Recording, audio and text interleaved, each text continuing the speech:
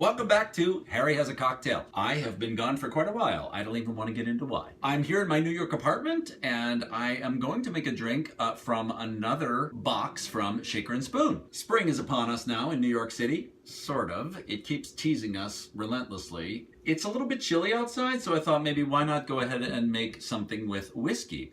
And it just so happens that one of my recent boxes from Shaker and Spoon is a whiskey box. Kiss me, I'm whiskey. The drinks in the box are actually supposed to be made from Irish whiskey. Here's a little bit about whiskey for you. Arising around the 1100s, Irish whiskey was one of the first distilled spirits in Europe. No one knows for sure, but rumor has it that Irish monks had brought the technique of distilling perfumes back from their travels to Mediterranean countries about 200 years prior. The Irish are the ones who developed this into a drinkable spirit, calling it uisce beatha. I'll run it along the bottom there, don't know how to pronounce it. A Gaelic phrase meaning roughly water of life. The English eventually transliterated this to whiskey. No brainer, right? Today this spirit is quite different from its aquavitae ancestor. For one thing, it's aged. Irish whiskey, as we know it, is as varied as Scotch, generally characterized by an incredibly soft taste. It's perfectly pliable, lending itself to a variety of whiskey cocktails. Now, full disclosure here, I do not have a bottle of Irish whiskey on me. When I got this box, I was out of town. I was visiting my mom and dad and my nephew Benny, whose birthday was a few weeks ago. And I bought a bottle of American whiskey. So I'm gonna use the American whiskey anyway, okay? This brand is called Tin Cup. And oh, one moment, as my aged eyes need a bit of assistance. Tin Cup whiskey is a blend of two great American whiskeys, each aged in No. 3 charred oak barrels. High rye bourbon, distilled and aged in Indiana, is blended with a small amount of Colorado single malt whiskey. These whiskeys are then cut with Rocky Mountain water. Tin Cup is named for the Colorado mining pioneers and the tin cups from which they drank their whiskey. Enjoy. See on the top here? Isn't that cute? A little tin cup for the Tin Cup whiskey.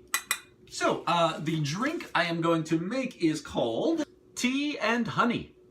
This mellow sipper by Stephen Barry of Ella's Dining Room and Bar in Sacramento, with its soothing chamomile and honey combo, will ease you down after a stressful day.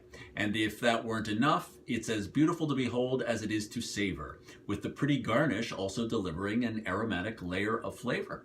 So, here are the ingredients for a tea and honey. We will be using 1 raw egg white, which, as I've done before here on the program, I'm using egg white from a carton here from Trader Joe's, rather than use up whole eggs, because I gotta have my eggs for breakfast.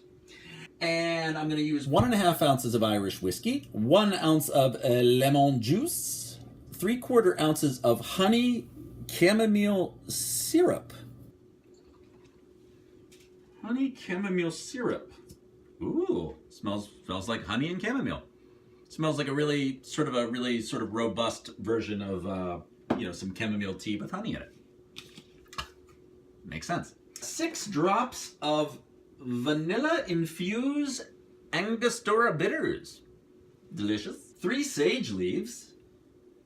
3 sage leaves. I think that's going to be for the garnish. Smells amazing. And I'll save it for a little surprise later, the way we're going to put the garnish onto the drink. This is going to be shaken in a shaker, and we are going to use a coupe glass to drink it out of. So first, we're going to check the egg white to ensure nothing looks or smells off. Add it to a shaker, then add the rest of the liquid. Then add the rest of the liquid ingredients, except the bitters. Whenever you use, I'm gonna take these off. 1 egg white is approximately 3 tablespoons. I know that these egg whites are fine. I just bought them the other day. 1, 2, 3. 1.5 ounces of whiskey. Now, as I said, it calls for Irish whiskey, but I'm using good old American whiskey. Tin Cup. This is my 1.5 ounces on this side, so I just need to pour it once. 1 ounce of lemon juice. So I'm going to cut a little bit of lemon here. I thought I'd just catch up a little bit on what's going on with me. Sean and I went to Italy, which we had an amazing trip. I don't know if you've checked out some of my Instagram photos, but boy, we had such a great time. Like I don't even know where to begin of how wonderful it was. It was romantic. It was eye-opening in terms of just like learning about a different culture. I got to use my Italian a little bit, but I have to say that I don't know. There's just something about when I was there. You know, every time we attempted to use Italian, as soon as the person I was talking to kind of knew that I wasn't a native Italian or wasn't a native speaker, they just switched to English immediately. I mean, it kind of makes sense when you think about it, just because. You know, I mean, I've been a waiter before, and you know, if you're dealing with people in the service industry, they don't really have time to deal with you. They don't have time to help me with my learning. You know what I mean? They're not there to make sure I mean, I think they appreciated the fact that I was trying to use their language. But here's a good example of what happened. So we were on the airplane on the way over there.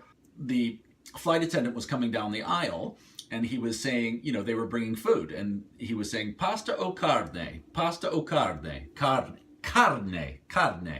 which means pasta or meat.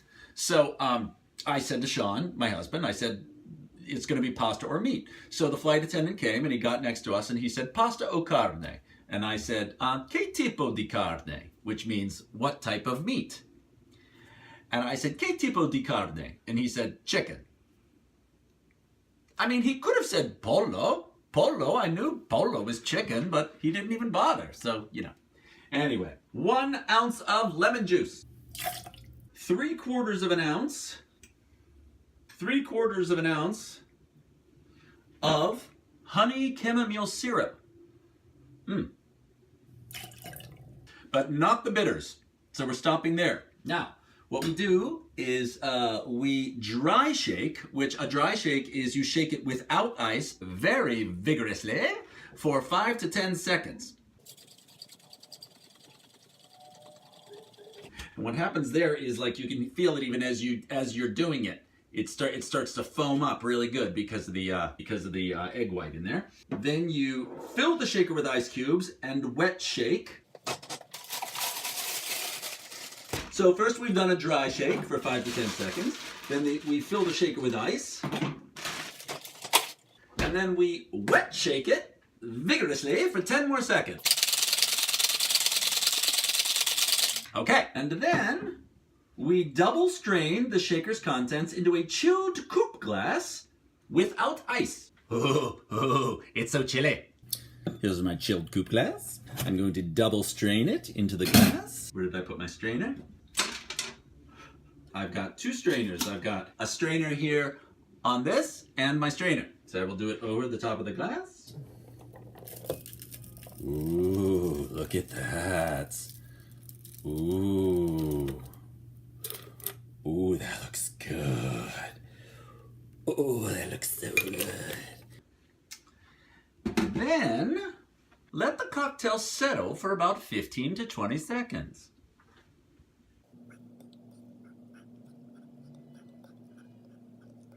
Okay, to garnish, add 6 drops of Angostura bitters to the foamy head in an arc. In an arc. 1, 2, 3, 4, 5, 6. Well, I did sort of a circle.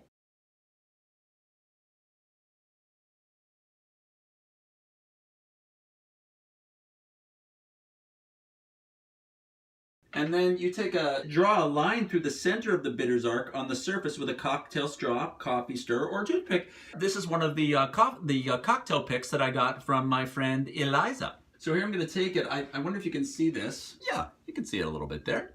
I'm going to draw a line through it.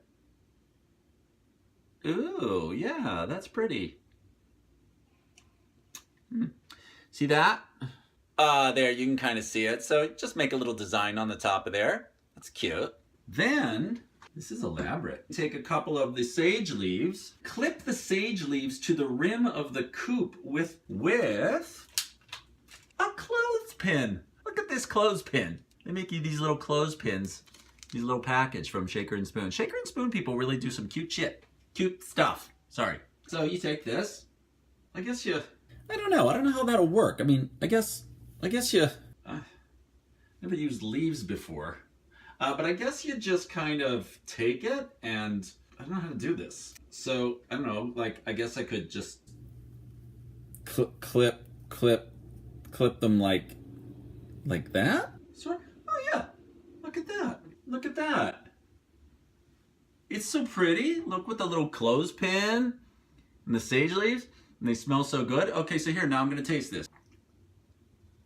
Ooh, great. So good.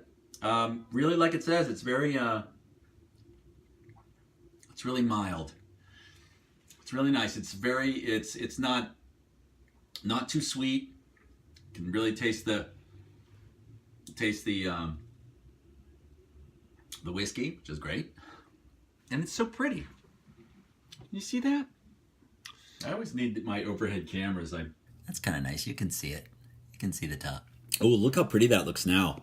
See how it's settled? The bitters have also kind of sort of sunk in there a little bit. Oh, that's nice.